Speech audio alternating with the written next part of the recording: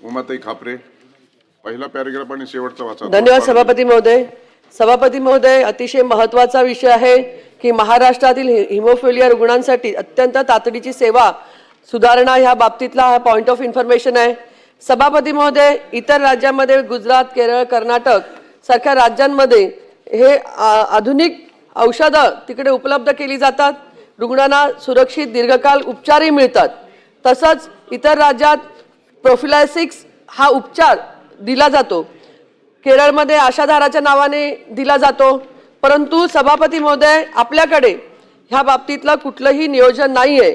सभापती महोदय, ससून हॉस्पिटलमध्ये व केईएम हॉस्पिटलमध्ये मुंबई येथे DMR मार्फत मिळणारे अँटी हिमोफिलिया फॅक्टर्स हे चक्क बंद केले गेलेले आहेत।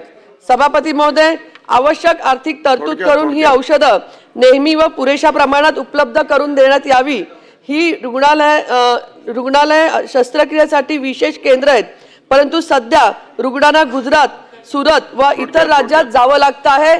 तरी पॉइंट ऑफ इन्फॉर्मेशनच्या माध्यमातून हिमोफिलिया हा फक्त वैद्यकीय प्रश्न नाही तर सामाजिक न्यायाचा मुद्दा आहे। महाराष्ट्राने इतर राज्यांप्रमाणे पुढाकार घेतल्याने रुग्णांचे जीवनमान सुधरेल आणि त्यांना सन्मानाने जगता येईल या बाबतचा पॉइंट ऑफ इन्फॉर्मेशन मांडत आहे।